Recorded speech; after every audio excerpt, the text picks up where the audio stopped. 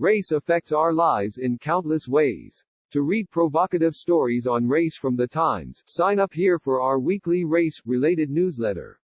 Closing square bracket. My first trip to China was in 2017. I visited the French concession in Shanghai, admiring the many London plane trees. I strolled the Bund, the city's waterfront promenade, looking out over the Huangpu River. I went to Beijing to see the Forbidden City and hiked part of the Great Wall, which was far more challenging than I had anticipated. But no matter where we went, I noticed something. Even through the fog of jet lag, I was being stared at. One afternoon as I stood on a sidewalk in Shanghai, a passenger on a bus pointed at me and laughed. It was a reminder that I was the only black woman in a sea of Chinese faces, and that for many, I didn't belong. I returned from my second trip to China less than 2 weeks ago. In mid-February I went to join our team in Hong Kong, where the New York Times has been covering the coronavirus outbreak since it was first discovered in the city of Wuhan. This time, I noticed some Westerners who I thought were being insensitive toward the Chinese.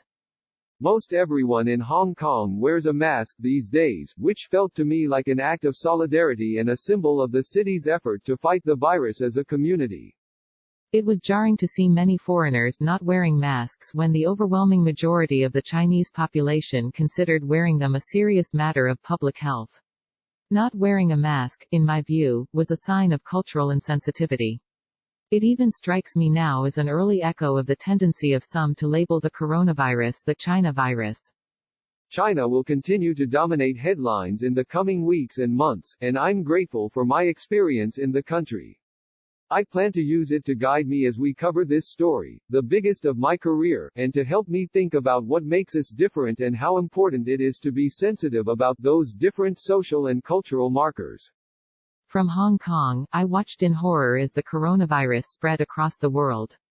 In a pandemic, our differences matter very little. We all can get sick, and the only way to fight it is together. We'd like to hear from you. Has the spread of the coronavirus made you more sensitive to cultural differences?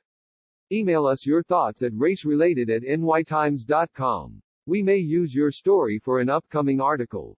Invite someone to subscribe to the Race-Related newsletter. Or email your thoughts and suggestions to racerelated@nytimes.com. Race-Related is a newsletter focused on race, identity and culture. It is published weekly on Saturday mornings at 7 a.m. and edited by Loretta Charlton.